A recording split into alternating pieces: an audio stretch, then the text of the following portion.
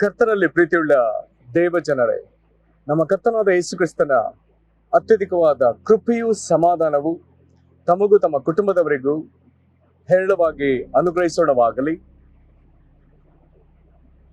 ಈ ತಿಂಗಳು ನಾವು ಒದಗಿಸುವ ದೇವರ ಕುರಿತು ಧ್ಯಾನಿಸುತ್ತಿರುವಲ್ಲಿ ಹೃದಯಂಗಮ ಮಾತು ಎನ್ನುವಂತ ಈ ವಾಕ್ಯ ಧ್ಯಾನದಲ್ಲಿ ನಾವು ಈ ದಿನ ಧ್ಯಾನಿಸುವಂತ ದೇವರ ವಾಕ್ಯದ ಭಾಗ ಕೀರ್ತನೆಗಳು 21 1-4 ವಚನಗಳು. ಕೀರ್ತನೆಗಳು 21 1-4 ವಚನಗಳು. ಯೆಹೋವನೇ, ನಿನ್ನ ಪರಾಕ್ರಮದಲ್ಲಿ ಅರಸನು ಸಂತೋಷಿಸುತ್ತಾನೆ. ನೀನು ಉಂಟು ಮಾಡಿದ ಜಯಕ್ಕಾಗಿ ಎಷ್ಟೋ ಆನಂದ ಪಡುತ್ತಾನೆ. ನೀನು ಅವನ ಪ್ರಾರ್ಥನೆಯನ್ನು ನಿರಾಕರಿಸದೆ ಅವನ ಇಷ್ಟಾರ್ಥವನ್ನು ನೆರವೇರಿಸಿದೆಯಲ್ಲ. ಸೆಲ. ನಾನಾ ಶುಭಗಳೊಡನೆ ನೀನೇ ಅವನನ್ನು ಎದುರುಗೊಂಡಿಯಲ್ಲ. ಅವನ ತಲೆಯ ಮೇಲೆ ಸುವರ್ಣ ಕಿರೀಟವನ್ನು ಇಟ್ಟಿದ್ದಿ. ಅವನ ದೀರ್ಘಾಯುಷ್ಯನ್ನು ಬೇಡಿಕೊಳ್ಳಲು ನೀನು ಯುಗಾಂತರಗಳ ಆಯುಷ್ಯನ್ನು ಅನುಗ್ರಹಿಸಿದ್ದಿ. ಕರ್ತನು ತಾನೇ ವಾಕ್ಯವನ್ನು ನಾವು ಧ್ಯಾನಿಸಲಿಕ್ಕೆ ಸಾಧ್ಯವಾಗುವಂತೆ ಆತ ನಮ್ಮ ಸಂಗಡ, ದೇವರಾತ್ಮ ನಮ್ಮ ಸಂಗಡ ಮಾತನಾಡಲಿ. ಆತ ನಮ್ಮ ಮನೋನೇತ್ರಗಳನ್ನ ಬೆಳಗಿಸಲು, ಆತ ನಮಗೆ ಜ್ಞಾನವುಳ್ಳ ಆತ್ಮವನ್ನ ಅನುಗ್ರಹಿಸಲು. ನಾವಿಲ್ಲಿ ಓದಿದಂತ ದೇವರ ವಾಕ್ಯದ ಭಾಗ ಇದು ಕೀರ್ತನೆಗಳಲ್ಲಿ ದಾವೀದನು ಬರೆದ ಕೀರ್ತನೆ. ಅರಸನ ಕುರಿತಾದ ವಿಷಯ ಇಲ್ಲಿ ದೇವರಿಗೂ ಮತ್ತು ಅರಸನಿಗೂ ಇರುವ ನಂಟನ್ನೇ ನಾವು ಓದ್ತಾ ಹೋಗ್ತೇವೆ. ಆರಂಭ ವಚನವೇ ಹೇಳ್ತಾರೆ, ಯೆಹೋವನೇ, ನಿನ್ನ ಪರಾಕ್ರಮದಲ್ಲಿ ಅರಸನು ಸಂತೋಷಿಸ್ತಾನೆ. ನೀನು ಉಂಟು ಮಾಡಿದ ಜಯಕ್ಕಾಗಿ ಎಷ್ಟೋ ಆನಂದ ಪಡುತ್ತಾನೆ. ಇಂಥ ವಾಕ್ಯಗಳನ್ನ ಓದುವಾಗ ನಮಗೆ ಸ್ಪಷ್ಟವಾಗಿ ಗೊತ್ತಾಗಲಿ, ಒಂದು ಕಡೆ ಅರಸನಾದ ದಾವೀದನೇ ಇದನ್ನ ಬರೆದಿರುವಂತದ್ದು ನಿಜವಾಗಿದ್ದರೂ ಪ್ರವಾದನಾತ್ಮಕವಾಗಿ ನಮ್ಮ ಕರ್ತನಾದ ಯೇಸು ಕ್ರಿಸ್ತನು ಆತನು ಅರಸನಾಗಿ ಆತನು ತಂದೆಯಾದ ದೇವರ ಮೇಲೆ ಎಷ್ಟಾಗಿ ಆತುಕೊಂಡಿದ್ದಾನೆ. ಈ ಮಾತುಗಳೇ ಅಲ್ಲಿ ನಮ್ಗೆ ಕಾಣ್ತದೆ. ಇದು ಇಲ್ಲಿ ಅರಸನಾದ ಯೇಸು ಕ್ರಿಸ್ತನು ಆತನು ಸಂತೋಷಿಸುವಂಥದ್ದು ತಂದೆಯಾದ ದೇವರ ಪರಾಕ್ರಮದಲ್ಲಿ. ಕಾರಣ, ತಂದೆಯಾದ ದೇವರು ಆತನಿಗೆ ಜಯವನ್ನು ಅನುಗ್ರಹಿಸಿದ್ದಾನೆ. ಈ ಜಯವನ್ನು ನಾವು ಹಲವು ವಿಧದಲ್ಲಿ ವಾಕ್ಯದಲ್ಲಿ ಓದ್ತೇವೆ. ಮುಖ್ಯವಾಗಿ ಕೊಲೋಸೆ 2ನೇ ಅಧ್ಯಾಯದ 15ನೇ ವಚನದಲ್ಲಿ ಯೇಸು ಕ್ರಿಸ್ತನ ಶಿಲುಬೆಯ ಮೇಲೆ ಆತನು ಇರುವಾಗ ಸಕಲ ಅಂಧಕಾರ ಶಕ್ತಿಗಳ ಮೇಲೆ ಆತನಿಗೆ ಒಂದು ದೊಡ್ಡ ಹೋರಾಟವಾಗಿದೆ, ಒಂದು ದೊಡ್ಡ ಯುದ್ಧವಾಗಿದೆ. ಆ ಯುದ್ಧದಲ್ಲಿ ಯೇಸು ಕ್ರಿಸ್ತನು ಸಕಲ ಅಂಧಕಾರ ಸೇನೆಯ ಅವುಗಳು ಬಳಸುವಂತ ಎಲ್ಲಾ ಆಯುಧಗಳನ್ನ ಆತನು ನಿರಾಯುಧನನ್ನಾಗಿ ಮಾಡಿದ್ದ. ವಾಕ್ಯ ಸ್ಪಷ್ಟವಾಗಿ ಹೇಳ್ತದೆ. ಕೊಲೋಸೆ 2:15 ನಾವು ಆಗಾಗ ಓದಿ ಗಮನಿಸಿ ಧ್ಯಾನಿಸಿ ಧೈರ್ಯ ತೆಗೆದುಕೊಳ್ಳಬೇಕಾದ ವಚನವಿದಾಗ್ತದೆ. ಆತನು ದೊರೆತನಗಳನ್ನು, ಅಧಿಕಾರಗಳನ್ನು ನಿರಾಯುಧರನ್ನಾಗಿ ಮಾಡಿ ಜಯೋತ್ಸವ ಮಾಡುತ್ತಾನೋ ಎಂಬಂತೆ ಶಿಲುಬೆ ಮೇಲೆ ಅವುಗಳನ್ನ ಜಯಿಸಲ್ಪಟ್ಟವನಾಗಿ ಮೆರೆಸುತ್ತಾ ತೋರಿಸಿದ. ಯೇಸು ಕ್ರಿಸ್ತನು ಕಲ್ವಾರಿ ಶಿಲುಬೆಯಲ್ಲಿ ತೂಕಾಡುವಾಗ ಒಂದು ಕಡೆ ಮನುಷ್ಯರನ್ನ ರಕ್ಷಿಸುವ ಕಾರ್ಯವನ್ನ ಗಂಭೀರವಾಗಿ ನೆರವೇರಿಸುತ್ತಲೇ ಇನ್ನೊಂದು ಬದಿಯಲ್ಲಿ ಆತನ ಅಂಧಕಾರ ಸೇನೆ ಅವುಗಳು ಬಳಸುವ ಆಯುಧಗಳನ್ನೆಲ್ಲ ಆತನು ನಿಷ್ಕ್ರಿಯಗೊಳಿಸ್ತಾ ಬರ್ತಾ ಇದ್ದಾನೆ. ಈ ಆಯುಧಗಳ ಕುರಿತಾಗಿ ನಾವು ಯೋಚಿಸುವುದಾದ್ರೆ ನಮಗೆ ಕಾಣದ ಶಕ್ತಿಗಳು, ದುಷ್ಟ ಶಕ್ತಿಗಳು ನಮ್ಮ ವಿರುದ್ಧವಾಗಿ ಅನೇಕ ಆಯುಧಗಳನ್ನ ಬಳಸ್ತಾರೆ. ಕೆಲವರನ್ನ ಪಾಪದಿಂದ ಪ್ರಚೋದಿಸುವಂತ, ಪಾಪದಲ್ಲಿ ಹಿಡಿಯುವಂತ ಆಯುಧಗಳು, ಕೆಲವರ ಮೇಲೆ ಕೆಲವರಿಗೆ ನಾನಾ ರೋಗಗಳು ಬಂದು ಬಾಧಿಸುವಂತ ಆಯುಧಗಳು, ಕೆಲವರನ್ನ ದುಶ್ಚಟದಲ್ಲಿ ಬೀಳಿಸಿ ಕೆಡಿಸುವಂತಹ ಆಯುಧಗಳು, ಕೆಲವರನ್ನ ದುಷ್ಟ ಸಹವಾಸದಲ್ಲಿ ಬೀಳಿಸುವಂತಹ ಆಯುಧಗಳು, ಕೆಲವರಿಗೆ ಕಾರಣವಿಲ್ಲದೆ ನಾನಾ ಸಮಸ್ಯೆಗಳನ್ನ ತರುವಂತಹ ಆಯುಧಗಳು. ಹೀಗೆ ವಿಧ ವಿಧವಾದ ಬಾಧೆಗಳಲ್ಲಿ ಪ್ರತಿ ದಿವಸ ದುರಾತ್ಮಗಳು ಜನರನ್ನ ಪೀಡಿಸ್ತಾ ಇವೆ. ಆದ್ರೆ ಈ ವಾಕ್ಯಗಳಿಂದ ನಮಗೆ ಗೊತ್ತಾಗುವಂಥದ್ದು, ಯೇಸು ಕ್ರಿಸ್ತನು ಅವುಗಳನ್ನ ನಿರಾಯುಧರನ್ನಾಗಿ ಮಾಡಿದ್ದಾನೆ, ಅವುಗಳನ್ನ ಜಯಿಸಿದ್ದಾನೆ. ಈ ಜಯವು ಯೇಸು ಕ್ರಿಸ್ತನಿಗೆ ಪ್ರಾಪ್ತವಾಗಿದೆ. ತಂದೆಯಾದ ದೇವರಿಂದ ಇದು ಅನುಗ್ರಹವಾಗಿದೆ ಎಂಬುದನ್ನ ಈ ವಾಕ್ಯಗಳಲ್ಲಿ ನಾವು ಸ್ಪಷ್ಟವಾಗಿ ಗ್ರಹಿಸಬಹುದು. 2ನೇ ವಚನದಲ್ಲಿ ಹೀಗೆ ಬರ್ತದೆ, ಅರಸನು ದೇವರ ಮೇಲೆ ಪ್ರಾರ್ಥನೆಯಲ್ಲಿ ಆತುಕೊಂಡಿದ್ದಾನೆ. ಈ ದಿನಗಳಲ್ಲಿ ಸೋಷಿಯಲ್ ಮೀಡಿಯಾಗಳಲ್ಲಿ, ಸಾಮಾಜಿಕ ಜಾಲತಾಣಗಳಲ್ಲಿ ಆಗಾಗ ಕೇಳಿಸಿಗುವಂತ ಒಂದು ಪ್ರಶ್ನೆ ಇದೆ.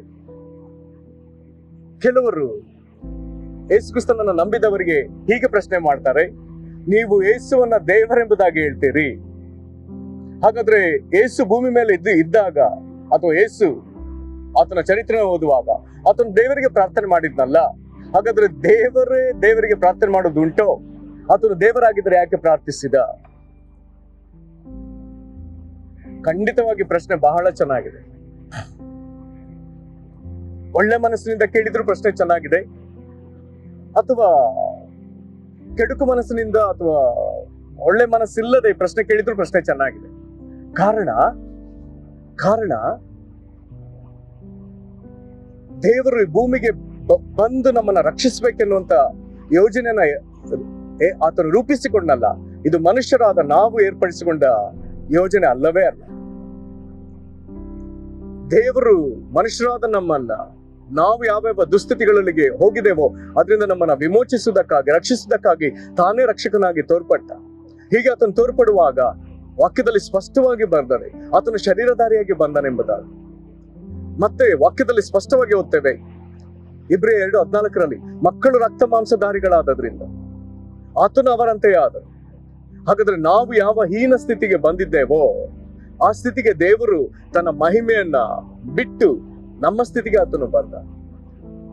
ಹಾಗಾದ್ರೆ ಮನುಷ್ಯರಾದ ನಾವು ದೇವರನ್ನ ಆತುಕೊಳ್ಳುವುದಕ್ಕೆ ಹೇಗೆ ಆತುಕೊಳ್ಳಬೇಕು, ದೇವರನ್ನ ಹೇಗೆ ಪ್ರಾರ್ಥಿಸಬೇಕು, ದೇವರಿಗೆ ಹೇಗೆ ನಾವು ಪರಿಶುದ್ಧತೆಯಿಂದ ಜೀವಿಸಬೇಕು, ಸಹ ಮನುಷ್ಯರೊಂದಿಗೆ ಹೇಗೆ ಜೀವಿಸಬೇಕು, ದೇವರ ಬಳಿ ಹೇಗೆ ಪ್ರಾರ್ಥಿಸಬೇಕು, ಆತನ ವಾಕ್ಯದ ಮೇಲೆ ಎಷ್ಟು ನಾವು ಆತುಕೊಳ್ಳಬೇಕು, ಹೀಗೆ ನಾವು ಮಾಡಬೇಕಾದ ಎಲ್ಲಾ ಕಾರ್ಯಗಳಿಗಾಗಿ ಒಂದು ಸರಿಯಾದ ಮಾದರಿಯನ್ನ ತೋರ್ಪಡಿಸುವುದಕ್ಕಾಗಿ ದೇವರು ತಾನೇ ಭೂಮಿಗೆ ಬಂದ. ಆತನೇ ಕರ್ತನಾದ ಯೇಸು ಕ್ರಿಸ್ತ. ಹಾಗಾಗಿ ಆತನ ಕುರಿತಾಗಿ ನಾವು ಓದುವಂತ ಅದ್ಭುತವಾದ ಸಾಕ್ಷಿಗಳಲ್ಲಿ ಒಂದು ಸಾಕ್ಷಿ, ಆತನಲ್ಲಿ ಯಾವತ್ತೂ ಒಂದು ಪಾಪವಾಗ್ಲಿ, ಪಾಪದ ಲೋಪವಾಗ್ಲಿ ಎಲ್ಲೂ ಕಾಣಲೇ ಇಲ್ಲ. ಆತನ ಮಾತಿನಲ್ಲಿ ಒಂದು ಪಾಪ ಸಿಕ್ಲಿಲ್ಲ, ಆತನ ಕ್ರಿಯೆಗಳಲ್ಲಿ ಒಂದು ಪಾಪ ಸಿಕ್ಲಿಲ್ಲ ಎಂಬುದಾಗಿ ಅನೇಕರ ಸಾಕ್ಷಿಯು ಪ್ರಮಾಣವು ಉಂಟು. ಬಾಯಿ ಮಾತಿನ ಸಾಕ್ಷಿ ಅಷ್ಟೇ ಅಲ್ಲ, ಲಿಖಿತ ದಾಖಲೆ ಸಹ ಉಂಟು. ಹಾಗಾದ್ರೆ ಮನುಷ್ಯನು ದೇವರಿಗೆ ಹೀಗೆ ನಡ್ಕೊಳ್ಬೇಕೆಂಬುದಾಗಿ ತೋರ್ಪಡಿಸುವುದಕ್ಕಾಗಿ ತಾನೇ ಮನುಷ್ಯನಾಗಿ ನಿಂತು ಆತನು ಈ ಭೂಮಿಯಲ್ಲಿ ಮಾದರಿಯಾಗಿ ನಿಲ್ಲುವಾಗ ಆತನು ಒಂದು ಕಡೆ ದೇವರಾಗಿಯೂ ಕಾಣಿಸಿಕೊಂಡ, ಇನ್ನೊಂದು ಕಡೆ ಆತನು ಮನುಷ್ಯನಾಗಿಯೂ ಕಾಣಿಸಿಕೊಂಡ. ಹೀಗೆ ಮನುಷ್ಯನಾಗಿ ಕಾಣಿಸಿಕೊಂಡವನು ಆತನು ಮನುಷ್ಯರಾದ ನಾವು ದೇವರನ್ನ ಪ್ರಾರ್ಥನೆಯಲ್ಲಿ ಹೇಗೆ ಆತುಕೊಳ್ಳಬೇಕು, ವಾಕ್ಯಾಧಾರಿತ ಪ್ರಾರ್ಥನೆಯನ್ನು ಹೇಗೆ ಮಾಡಬೇಕು, ಯಾವ ರೀತಿ ಪ್ರಾರ್ಥನೆಯಲ್ಲಿ ನರಳಬೇಕು, ದೇವರನ್ನ ಮನುಷ್ಯನಿಗೆ ಏರ್ಪಡಿಸಿಕೊಟ್ಟ ಪ್ರಾರ್ಥನಾ ವ್ಯವಸ್ಥೆಯನ್ನ ಹೇಗೆ ಸದುಪಯೋಗ ಪಡಿಸಿಕೊಳ್ಳಬೇಕು, ನಂಬಿಕೆಯಲ್ಲಿಯೂ ಹೋರಾಟದಲ್ಲಿಯೂ ಹೇಗೆ ಅದನ್ನ ನಾವು ಪರಿಶ್ರಮದಲ್ಲಿ ಮಾಡಲೇಬೇಕೆಂಬುದನ್ನ ತೋರಿಸಿಕೊಟ್ಟ ನಮಗೆ ಈ ಮಾದರಿಯನ್ನು ತೋರಿಸಿಕೊಟ್ಟವನ ಕರ್ತನಾದ ಯೇಸು ಕ್ರಿಸ್ತ. ಇಲ್ಲಿ ಆತನು ಅರಸನಾಗಿದ್ದರು. ಕೀರ್ತನೆ 21:2 ಸ್ಪಷ್ಟವಾಗಿ ಹೇಳ್ತದೆ, ನೀನು ಅವನ ಪ್ರಾರ್ಥನೆಯನ್ನು ನಿರಾಕರಿಸದೆ ಅವನ ಇಷ್ಟಾರ್ಥವನ್ನು ನೆರವೇರಿಸಿದೆಯಲ್ಲ. ಹಾಗಾದ್ರೆ ಈ ಅರಸನು ಭೂಮಿಗೆ ಬಂದಾಗ ನಾನಾ ಬೇಡಿಕೆಗಳನ್ನ ಆತನ ಮುಂದೆ ಇಟ್ಟಿದ್ದ. ಕಲ್ವಾರಿ ಶಿಲುಬೆಯಲ್ಲಿ ಈತನು ತೂಗಾಡುವಾಗ ತಂದೆಯೇ ಅವರನ್ನ ಕ್ಷಮಿಸು, ತಾವು ಏನ್ ಮಾಡ್ತಿರೋ ಎಂಬುದಾಗಿ ಅರಿಯರೆಂಬುದಾಗಿ ನಮಗಾಗಿ ಬೇಡಿಕೆ ಇಟ್ನಲ್ಲ. ಪರಲೋಕದ ತಂದೆ ಆ ಪ್ರಾರ್ಥನೆಯನ್ನ ಮಾನಿಸಿದ್ದಾನೆ. ತನ್ನ ಮಗನ ಭೂಮಿಗೆ ದೇವರು ತಾನೇ ಭೂಮಿಗೆ ಮನುಷ್ಯನಾಗಿ ಬಂದು ಇಲ್ಲಿ ಪಾಡು ಪಡುವಾಗ ಆತನ ರಕ್ತ ಸುರಿಸಿದಾಗ ಆ ರಕ್ತವನ್ನು ಹಿಡಿದು ಆತನ ಮಹಾಯಾಜಕನಾಗಿ ಬೇಡುವಾಗ ಪರಲೋಕದ ತಂದೆಯು ಮಗನ ಪ್ರಾರ್ಥನೆಗೆ ಉತ್ತರ ಕೊಟ್ಟು ನಮ್ಮನ್ನ ಕ್ಷಮಿಸಿದ್ದಾನೆ.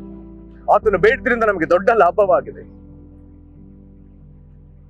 ಆತನ ದೇವರಾಗಿ ಬೇಡಲಿಲ್ಲ, ಆತನ ದೇವರಾಗಿದ್ದರು ಮನುಷ್ಯನಾಗಿ ನಿಂತು ನಮಗಾಗಿ ಆತನು ಮಾಡಬೇಕಾದ ಮಹಾಯಾಜಕನ ಕರ್ತವ್ಯ, ಪ್ರವಾದಿಯ ಕರ್ತವ್ಯ, ರಕ್ಷಕನ ಕರ್ತವ್ಯ, ವಿಜ್ಞಾಪನ ವೀರನಾಗಿ ಮಾಡಬೇಕಾದ ಕರ್ತವ್ಯ ಆತ ನಿಭಾಯಿಸಿದ್ದಾನೆ.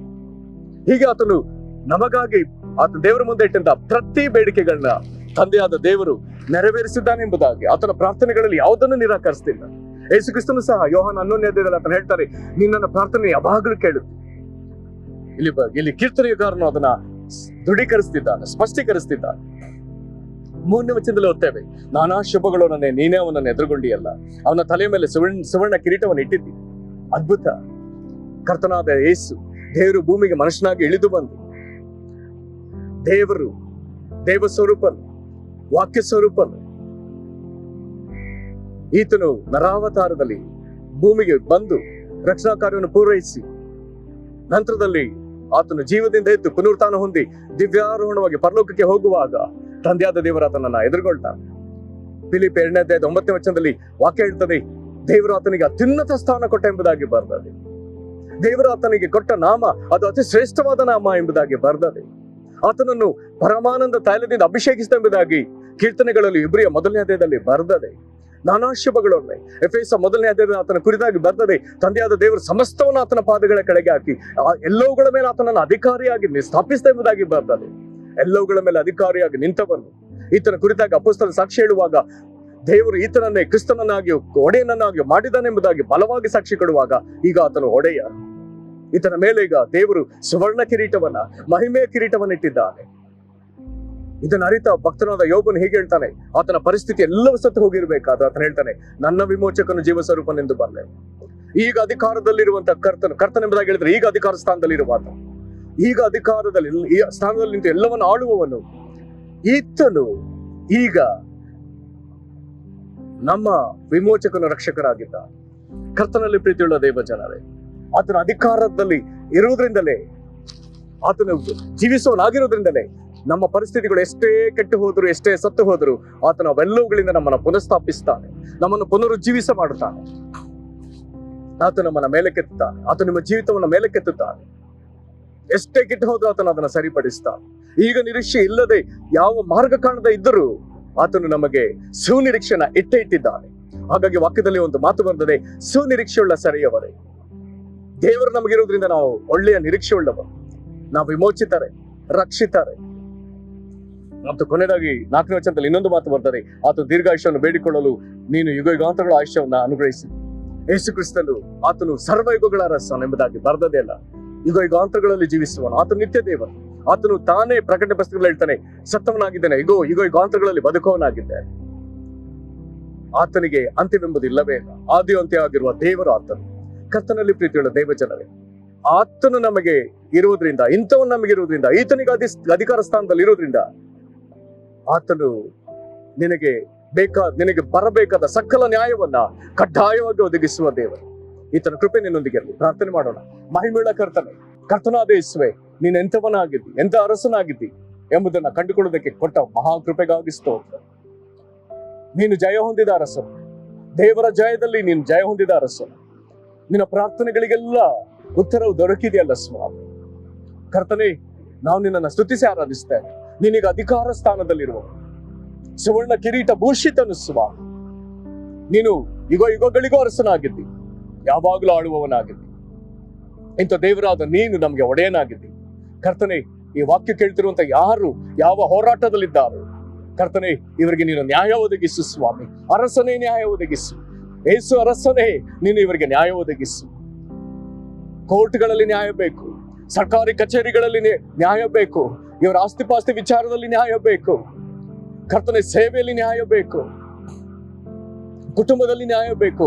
ಅರಸನೇ, ಇವರಿಗೆ ಅದನ್ನು ಒದಗಿಸು. ಕರ್ತನೆ, ಈ ಸಮಯದಲ್ಲಿ ಅದೇ ವೇಳೆಯಲ್ಲಿ ಅನೇಕ ಯೌವನಸ್ಥರು ಸರಿಯಾದ ಜೀವನ ಸಂಗಾತಿಗಳನ್ನ ಕರ್ತನೆ ಕಾಣಲಾರದೆ ತವಗಿಸ್ತಿರುವಲ್ಲಿ ಕರ್ತನೆ, ಈ ಯೌವನಸ್ಥ ಮಕ್ಕಳನ್ನ ನಿನ್ನ ಕರಗಳಿಗೆ ಒಪ್ಪಿಸ್ತೇವೆ. ಕರ್ತನೆ, ಯಾರೊಬ್ಬರಾಗಲಿ ತಪ್ಪಾದ ಲೈಫ್ ಪಾರ್ಟ್ನರ್ ಅನ್ನ ಆರಿಸಿಕೊಳ್ಳಬಾರದು. ಸೈತಾನನ್ನು ವಂಚಿಸಿ ಇವರ ಜೀವಿತದಲ್ಲಿ ತಪ್ಪಾದ ವ್ಯಕ್ತಿನ ತರಬಾರದು. ದೇವರೇ, ನೀನು ಇವರಿಗಾಗಿ ನೇಮಿಸಿರುವಂತ ಸರಿಯಾದ ಜೀವನ ಸಂಗಾತಿಯನ್ನು ಇವರ ಜೀವಿತದಲ್ಲಿ ಬರಮಾಡಿಸುವ. ಸ್ವಂತ ಇಚ್ಛೆಗಳಿಗೆ ಒಳಗಾಗಿ ಯಾರೊಬ್ಬರು ಕರ್ತನೆ ತಪ್ಪು ಮಾಡದಂತೆ ದೇವರೇ, ನಿನ್ನ ವಿವೇಚನೆಯನ್ನ, ತಾಳ್ಮೆಯನ್ನ ನಮ್ಮ ಮಕ್ಕಳಿಗೆ ಅನುಗ್ರಹಿಸುವ. ಅವ್ರಿಗೆ ಸರಿಯಾದ ಜೀವನ ಸಂಗಾತಿಯನ್ನು ಒದಗಿಸು. ವಿವಾಹ ಯಾರ್ಯಾರಿಗೆ ತಡೆಯಾಗಿದೆಯೋ ಯೇಸು ಕ್ರಿಸ್ತನ ಹೆಸರಿನಲ್ಲಿ ಕರ್ತನೆ, ಆ ತಡೆಯನ್ನು ನೀನು ತೆಗೆದು ಹಾಕಿ ಕರ್ತನೆ, ಮಂಗಳ ಕಾರ್ಯವನ್ನು ಶೀಘ್ರವಾಗಿ ಅವರ ಜೀವಿತದಲ್ಲಿ ನಡೆಸಿಕೊಡು. ಇವರನ್ನ ಹೆತ್ತವರು ಸಂತೋಷ ಪಡುವುದಕ್ಕೆ ನೀನು ಒಂದು ಅವಕಾಶ ಅನುಗ್ರಹಿಸು. ಹಾಗೆ ನೀನು ಮಾಡೋದಕ್ಕಾಗಿ ಸ್ತೋತ್ರ. ಕರ್ತನೆ, ಈ ಪ್ರಾರ್ಥನೆ ನಮ್ಮ ಕರ್ತನಾದ ಯೇಸು ಕ್ರಿಸ್ತನ ಹೆಸರಲ್ಲಿ ಬೇಡಿದ್ದೇವೆ ನಮ್ಮ ತಂದೆಯೇ, ಆಮೆನ್. ಕರ್ತನೆ ನಿಮ್ಮನ್ನು ಆಶೀರ್ವದಿಸಲಿ. ವಂದನೆ.